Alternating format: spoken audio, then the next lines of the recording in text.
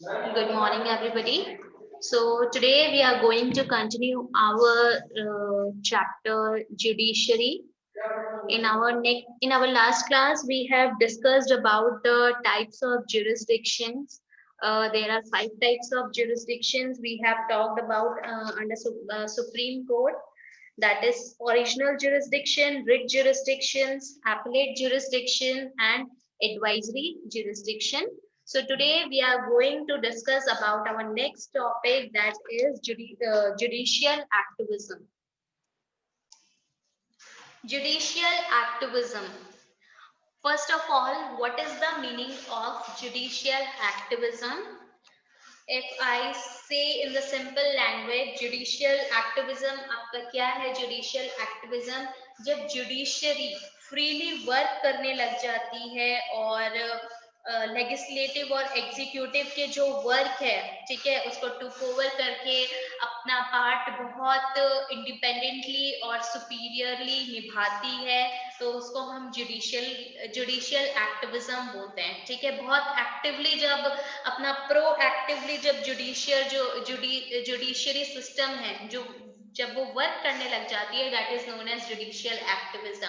ठीक है, in the simple language judicial activism हम इसे बोलते हैं। ठीक है, और धीरे धीरे जुडिशियल एक्टिविज्म जो है कैसे आने लगा, ऐसे बहुत से केसेस आने लगे। ठीक है, उनको केस देखते देखते और ये एक जुडिशरी के नेचर में आने लगा कि वो पेस बनाने लगा धीरे धीरे और अपनी जो पावर है उसको एक्टिवली यूज करने लगा। So this is known as judicial activism.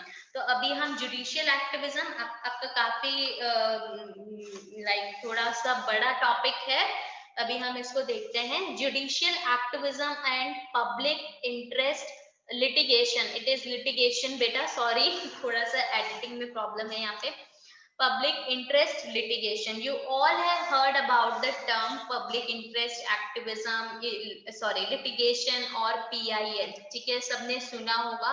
So these are the two term. Judicial activism मैंने आपको बताया, ठीक है, एक ऐसे अप्रोच जिसमें जुडिशियरी सिस्टम जो है अपना फुली फ्रीली एक्सरसाइज करता है अपनी पावर को, ठीक है, अपने जजमेंट्स को रिव्यू करता है और पर्टिकुलर जुडिशियल मैटर में डिस्क्रिप्शन देता है।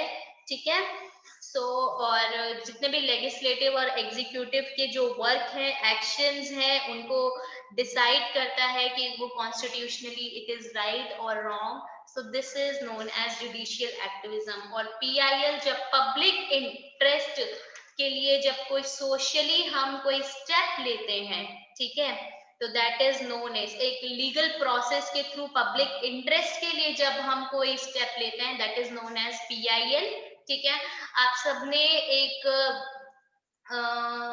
सबने आई होप आपने मूवी का नाम सुना होगा, जॉली एलएलबी। ठीक है, उसमें जो केस होता है, अरशद वारसी जो है उसका जो केस है वो खुद के इंटरेस्ट के लिए नहीं होता है या फिर उसको कोई नुकसान नहीं होता है, बट फिर भी उसने वो जो भी केस था उसको पीआईएल किया। What is the meaning of PIL? कि वो पब्लिक की जो एक इम्पॉर्टेंट पार्ट है सोसाइटी का, एक मेजर पार्ट है, उनके बेनिफिट्स के लिए, ठीक है, उनके इंटरेस्ट के लिए, उनके बिहाफ पे उसने वो केस फाइल किया और उसको क्या है उसको उसने बोल सकते हो कि उसके लिए पिटिशन लगाई और उसको उस केस को उसने लड़ा। ठीक है, तो जब हम पब्लिक इंटरेस्ट के लिए किसी के बिहाफ पे कोई पिटिशन लगाते हैं, लिटिगेशन लगाते हैं, that is known as public interest litigation. Now these two things have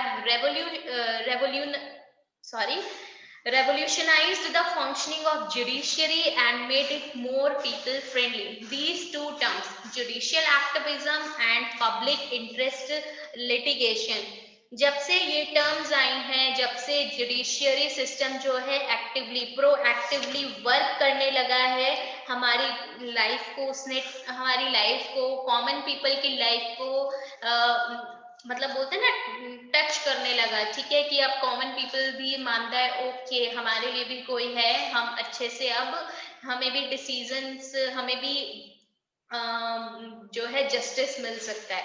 तो जुडिशियल एक्टिविज्म और पब्लिक इंटरेस्ट लिटिगेशन जो है लोगों के लिए बहुत ज्यादा फ्रेंडली हो चुकी है, और जुडिशरी जो है और ज्यादा ट्रांसपेरेंटली वर्क करने लग गई है, ठीक है, with judicial activism and public interest litigation.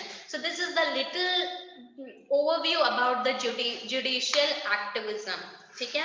Now public interest litigation or social action litigation, both are the same terms, ठीक है। public interest litigation को हम social action litigation भी बोलते हैं, PIL और SAL, एंड जुडिशियल एक्टिविज्म। अब इन दोनों का रिलेशन देखिए बेटा, पब्लिक इंटरेस्ट लिटिगेशन के वजह से ही क्या है, जुडिशियल एक्टिविज्म आया है, जुडिशियरी सिस्टम जो है एक्टिवली वर्क करने लगी है, उसकी पावर्स जो है और एक्टिव हो गई है, ठीक है। हाउ, जब हम नॉर्मल केस में देखते हैं, ठीक है, अगर हम कोई भी नॉर्मल केस लें, an individual can approach the courts only if he और she has been personally agreed. कोई भी इंडिविजुअल है, सपोज आप में से ही कोई है, आप कोर्ट तभी जाओगे तब आपको कोई पर्सनल लॉस हुआ होगा या पर्सनली आपको कोई नुकसान हुआ होगा। अग्रीव्ड का मतलब होता है लॉस या नुकसान, ठीक है। ऐसा तो नहीं है, जैसे एक छोटा सा एग्जांपल देती हूँ, आप हॉस्पिटल क्यों जाते हो? आप हॉस्पिटल इसीलिए आप हॉस्पिटल अगर आपको फीवर है या कोई प्रॉब्लम है इसीलिए जाते हो, नहीं तो आप हॉस्पिटल ऐसा तो नहीं कि घूम के आ गए हम और मन कर रहा है घूमने का। तो जस्ट लाइक दैट हम कोर्ट भी, अगर हमारा कोई पर्सनल कोई लॉस होता था, कोई सपोज हमारा कोई सामान चोरी हो गया या किसी ने मर्डर वर्डर कर दिया और हमसे रिलेटेड है, तभी हम जाते थे। नॉर्मल कोर्स ऑफ लॉ में यही दिखा जाता था, अगर कोई पर्सनल लॉस दिखता था, पर्सनल कोई लॉस होता था, तभी कोई इंडिविजुअल जो है कोर्ट के चक्कर लगाता था या फिर कोर्ट जाता था, केस फाइल करता था। बट ये जो कॉन्सेप्ट था कि आपका जब आपका कोई लॉस होगा तभी आप कोर्ट जाओगे, ये वाला जो कॉन्सेप्ट है, this concept underwent a change around 1979। 1979 में चेंजेस आए, ठीक है। अब लोग खाली खुद के बेनिफिट्स के लिए नहीं, अब लोगों के बेनिफिट्स के लिए, पब्लिक इंटरेस्ट के लिए भी क्या है, आपके कोर्ट में जाने लगे। अब इसका 1979 में क्यों हुआ था? 1979 में एक बहुत इंपॉर्टेंट केस हुआ था, ठीक है, जो बहुत ही ज्यादा न्यूज़पेपर में वो हुआ भी था कि बहुत जगह फैल भी गया था। Just like look at this portion इन 1979, ये हुसैन आरा खातून वर्सेस बिहार केस, हुसैन आरा खातून और बिहार का केस था। इट इज नॉट इम्पॉर्टेंट कि कौन लोग थे, क्या उनका कॉज था, वो जेल में क्यों थे, ये सब इम्पॉर्टेंट नहीं है। अभी इम्पॉर्टेंट है इसका एसेंस समझने की, कि इस केस की वजह से पब्लिक इंटरेस्ट लिटिगेशन जो है उसने जुडिशियल एक्टिविज्म को कैसे एक्टिव किया, ठीक है, जुडिशियल एक्टिविज्म कैसे आया। In 1979, newspapers published reports about under trials. Under trials, you all have heard about this term, under trials, ठीक है। There were many prisoners in Bihar who had spent long years in jail, longer than what they would have spent if they had been punished for the offences for which they were arrested. This report prompted an advocate to file a petition. The Supreme Court heard this case. It became famous as one of the early public interest litigations. This was the Hussain Ara Khatun versus Bihar case. Now class, ये जो case था हुसैन आरा खातून और Bihar government का, ये जो case है 1979 में बहुत ज़्यादा पब्लिकली जो न्यूज़पेपर में फ्लरिश होने लग गया था, और यहाँ पे जो बहुत से, हुसैन आरा खातून एक प्रिजनर थी, उनके साथ में और भी दूसरी वुमेन थी जो क्या है प्रिजन में थी, जेल में थी, और बिना किसी ट्रायल के मतलब कि उनकी कोई जजमेंट ही नहीं हुई है, उनको जज के सामने प्रेजेंट ही नहीं किया है, और उससे मतलब ट्रायल के बिना ही उनको जो है बहुत सालों तक जेल में रखा गया। और उसके एक स्टेटमेंट देखा कि मतलब उनको अगर पनिशमेंट मिलती ना तब भी उतनी पनिशमेंट नहीं होती जितने साल उनको जेल में रहते हुए हो गए थे। तो 1979 में जब ये केस बहुत ज्यादा फ्लरिश होने लगा न्यूज़पेपर में, तो एक एडवोकेट थी, एडवोकेट का नाम आपका है पुष्पा कपिला हिंगोरानी, ठीक है, जिनको पीआईएल का मदर ऑफ पीआईएल भी कहते हैं। This is for your general knowledge. Mother of PIL कौन है? बहुत बार जैसे आप अगर आगे यूपीएससी एंड ऑल करते हैं तो उसमें नॉर्मली क्वेश्चन अराइज हो जाता है, who is known as the mother of PIL. So she is Pushpa Kapila Hingorani. ये एडवोकेट थी जिन्होंने ये हुसैन आरा खातून और बिहार का हुसैन आरा खातून का उन्होंने केस लिया जब उनको पता चला कि उनको कोई मतलब ही नहीं था। हुसैन आरा खातून और जो दूसरी वुमेन थी वो जेल में बैठी हुई थी, उनको वहां पे 2 वक्त की रोटी मिल रही थी और उन्होंने कुछ बोला भी नहीं कि हमें केस करना है एंड ऑल। बट ये जो एडवोकेट थी पुष्पा कपिला हिंगोरानी, उन्होंने बोला कि हमें पब्लिक इंटरेस्ट के लिए, ठीक है, ये जो लोग हैं, ये जो वुमेन हैं, इनके इंटरेस्ट के लिए, इनके राइट्स के लिए मुझे ये केस लड़ना है। तो जो पुष्पा कपिला हिंगोरानी थी उन्होंने 1979 में ये केस जो है सुप्रीम कोर्ट के सामने, मतलब ये कोर्ट वो लेके गई, ये केस वो लेके गई और उनके बिहाफ में क्या हुआ, उन्होंने ये केस भी फाइल करके लड़ा। और इसका जजमेंट क्या था, इनका ये जजमेंट था किसके फेवर में था? ये फेवर में प्रिजनर्स के फेवर में था। और इसके बाद प्रिजनर्स को जो है आप बोलते ना रिहा कर दिया गया। तो ये 1979, ऐसा नहीं है कि जुडिशियल एक्टिविज्म 1979 में ही आया था। जुडिशियल एक्टिविज्म आपका अप्रोक्सीमेटली 1975-76 के टाइम पे भी आया था, जब कौन से थे आपके, एक जस्टिस कृष्णा अय्यर थे, उनके टाइम पे आया था। आई होप वो बहुत ज्यादा एक्टिवली प्ले कर रहे थे। और मुंबई का कोई केस था बेटा, तो उस टाइम पे भी पब्लिक इंटरेस्ट लिटिगेशन को लाया गया था और वो लड़ना चाह रहे थे, ठीक है। बट ये केस जो है पीआईएल जो है आपका कब फेमस हुआ था? 1979 का जो ये केस है हुसैन आरा खातून वर्सेस बिहार, इस वजह से बहुत ज्यादा फेमस हुआ। और उसके बाद से जो पीआईएल का ट्रेंड है, the court set the trend when it is decided to hear a case where the case was filed not by the aggrieved person but by others on their behalf, ठीक है। ये जो 1979 के बाद ही court में ये trend चलने लग गया कि जो पर्सन्स, ठीक है, जो अग्रीव्ड हुए हैं वो ही नहीं, अब उनके बिहाफ में दूसरे लोग भी क्या हैं, पीआईएल फाइल कर सकते हैं, पिटिशंस फाइल कर सकते हैं और कोर्ट जो है उनके लिए जजमेंट्स देगा, ठीक है। इसके बाद बहुत से बेनिफिट्स देखे गए, जब से उसके बाद बहुत से आपके जो है पीआईएल फाइल होती गई पब्लिक इंटरेस्ट के लिए। अब जो बाउंडेड लेबर्स थे, आपके प्रिजनर्स थे ह्यूमन राइट्स के, अभी हम कुछ पीआईएल के केसेस भी देखेंगे। एक तो मैंने हुसैन आरा खातून का आपको केस बताया, एक केस और है सुनील बत्रा वर्सेस दिल्ली एडमिनिस्ट्रेशन का। उसमें भी क्या है, उन्होंने ये भी पीआईएल का ये केस है, कुछ केसेस हैं।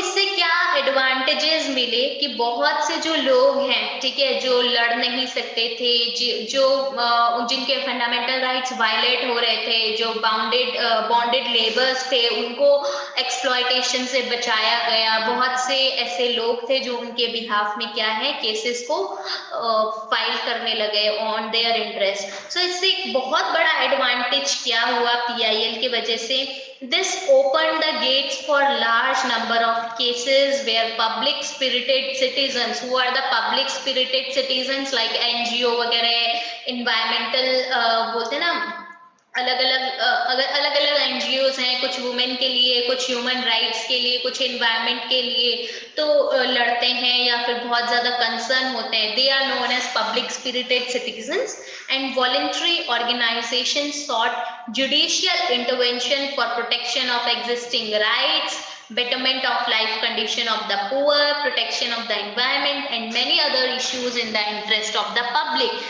और इस केस के बाद 1979 का जो ये केस था, इस केस के बाद देखा गया कि बहुत से ऐसे केसेस थे जिसके लिए जो है, जो कॉमन पीपल है, जो एक मेजर सोसाइटी है, ठीक है, मेजर सोसाइटी में देखा गया कि बहुत से लोग जो है वो ये केसेस देख रहे हैं, उनके लिए उनके बिहाफ पे बहुत से लोगों ने केसेस लड़े और इससे लोगों को बहुत से राइट्स भी मिले, ठीक है। So PIL has become the most important vehicle of judicial activism. PIL जो है बहुत important vehicle, बहुत important एक बोलते हैं कि एक वे था जिससे जुडिशियल सिस्टम जो है वो बहुत प्रोएक्टिवली वर्क करने लगी थी।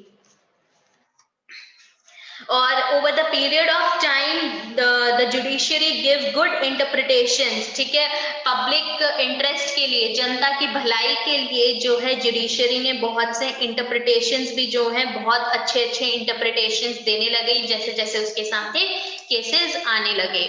Okay, so now if we seen some early PILs, public interest litigations, first one we have already discussed, that is Husainara Khatun versus Bihar case, and the second one is the Sunil Batra versus Delhi administration, 1980 में ये case हुआ था, ठीक है। This is also one of the important pioneer of the public interest litigation, इसमें human rights के लिए जो है ये PIL फाइल हुई थी। तो जस्टिस कृष्णा अय्यर जो सुप्रीम कोर्ट के जस्टिस थे, उनको तिहाड़ जेल से कुछ पेपर्स मिले गए थे जिसमें बताया गया था कि हमारे जो प्रिजनर्स हैं उनको फिजिकली बहुत ज्यादा टॉर्चर किया जा रहा है। तो जस्टिस कृष्णा अय्यर ने क्या किया था, इसके लिए PIL फाइल की और इनके लिए उन्होंने लड़ा, उनके लिए वो लड़े, ठीक है। जो जिसने भेजा था वो उस पर्सन का नाम सुनील बत्रा था, that's why this case is known as Sunil Batra versus Delhi administration. So look at the essence of that PIL, why it is become so important and why it is called as the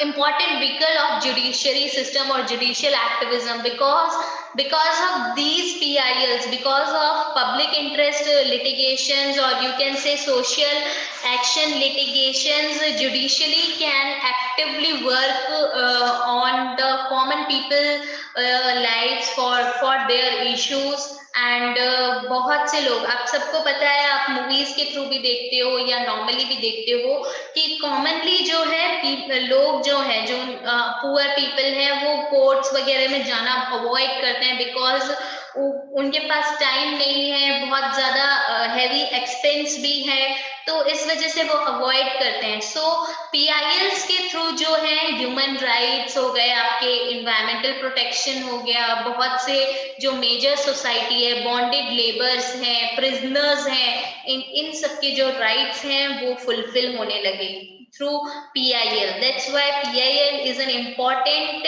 Pioneer, आप बोल सकते हो, important vehicle बोल सकते हो, important part बोल सकते हो, जिससे जुडिशरी जो है एक्टिवली वर्क कर रही है। अब just look at the figures 1979, 1989, ये अब रिमेंबर दिस पीरियड, ये पीरियड कौन सा पीरियड था? ये पीरियड वो पीरियड था जब आपका गवर्नमेंट जो थी वो स्थिर नहीं थी। ये मोरारजी देसाई हो गए उस टाइम पे, ये मोरारजी देसाई हो गए, ये कोएलिशन हो रहा था, गवर्नमेंट कोएलिशन हो रहा था, कोई स्थिरता नहीं थी गवर्नमेंट की। तो लेजिस्लेटिव और एग्जीक्यूटिव जो थे अनस्टेबल गवर्नमेंट्स थी, एक्टिवली वर्क नहीं कर रही थी। देन जुडिशरी केम एंड उसने एक्टिवली काम करने का सोचा, ठीक है, नॉट सोचा, एक्टिवली उसने काम किया, ठीक है। और ऐसा माना जाता है, स्कॉलर्स जो हैं वो बोलते हैं कि जो जुडिशियल एक्टिविज्म का जो मेन फैक्टर है, वो जो रिस्पॉन्सिबल है वो कौन है? It is the not proper working of legislative and executive members. जो लेजिस्लेटिव और एग्जीक्यूटिव मेंबर्स अपना वर्क प्रॉपरली नहीं कर रहे थे, उस टाइम पे अनस्टेबल गवर्नमेंट्स थी, इसलिए जो है जो जुडिशियल एक्टिविज्म जो है आया और अपना वर्क उसने रिस्पॉन्सिबिलिटी के साथ और ज्यादा पावर के साथ वो करने लगे, ठीक है। So next is through the PIL the court has expanded the idea of rights, ठीक है। PIL के वजह से जो आइडिया थे राइट्स के वो एक्सपेंड होने लगे। Clean air, unpolluted water, decent living etcetera are rights for entire society. This is our right to life, खाना पीना, हमें क्लीन एयर मिले, अनपॉल्यूटेड इन्वायरमेंट मिले, हमारी लिविंग जो है स्टैंडर्डाइज हो, ये सब हमारे राइट्स हैं सोसाइटी के। तो PIL के वजह से हमारे जो राइट्स के आइडिया है वो भी एक्सपेंड हुए और ऐसा फेल्ट किया गया कि the courts that individuals as part of the society must have the right to seek justice wherever such rights were violated. और ऐसा देखा गया कि कोर्ट्स जो है अब इंडिविजुअल्स के राइट को, जो राइट टू सीक जस्टिस जो है उसके लिए भी, ये भी एक उनका राइट है और ये राइट्स हम देखें कि वायलेट ना हो और वो ज्यादा से ज्यादा लोगों को क्या है जस्टिस मिल सके। Now secondly, through PIL and judicial activism of the post 1980 period, the judiciary has also shown readiness to take into consideration rights of those sections who I have heard someone say that PIL means private interest litigation. अब private public interest litigation और judicial activism जो 1980 का period था, 1980s के time पे बहुत ज्यादा cases सामने देखने को मिले, जिससे कि जो बहुत से मेजर सेक्शन है, आप बोल सकते हो पुअर सेक्शन है, जिन्हें जजमेंट्स नहीं मिल पाती थी या फिर उनके राइट्स वायलेट हो रहे थे, उनको बहुत से राइट्स मिले गए। और समहाउ कुछ स्कॉलर्स जो हैं उन्होंने PIL का मीनिंग वो आप बोल सकते हो फॉर उन्होंने कंसिडर किया it means private interest litigation.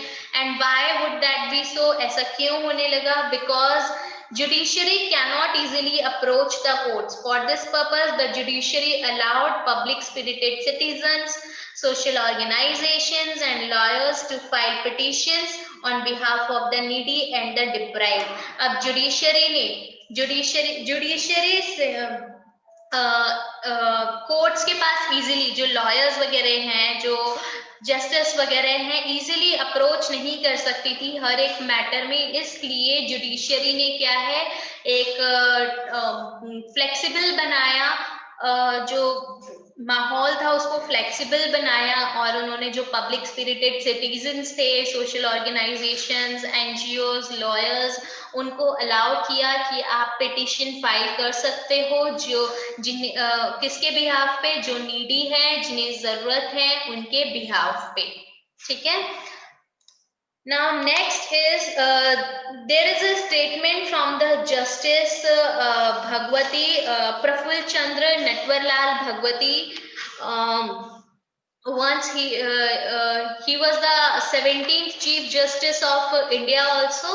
So he said, it must be remembered that the problem of the poor are qualitatively different from those which have hitherto occupied the attention of the court, and they need a different kind of judicial approach. If we blindly follow the adversarial procedure in their case, they would never be able to enforce their fundamental rights. Now जो ये situation थी 1980s से पहले की situation थी, या उस time की हम सिचुएशन देखें तो मोस्टली जो कोर्ट्स में केसेस फाइल होते थे, जो जितना भी आपका रिच सेक्शन था, ठीक है, जो बहुत टाइम तक केसेस लड़ सकता था या रिच सेक्शन था, मोस्टली उन्हीं के केसेस आते थे, ठीक है।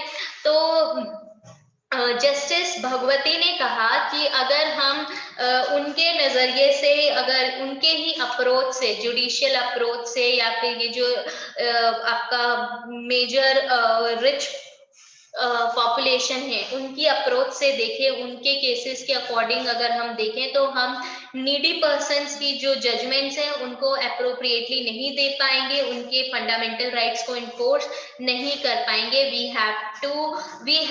we should have a different kind of approach to give them judgments.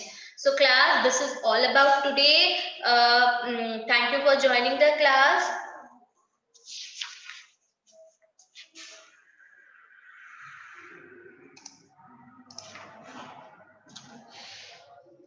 with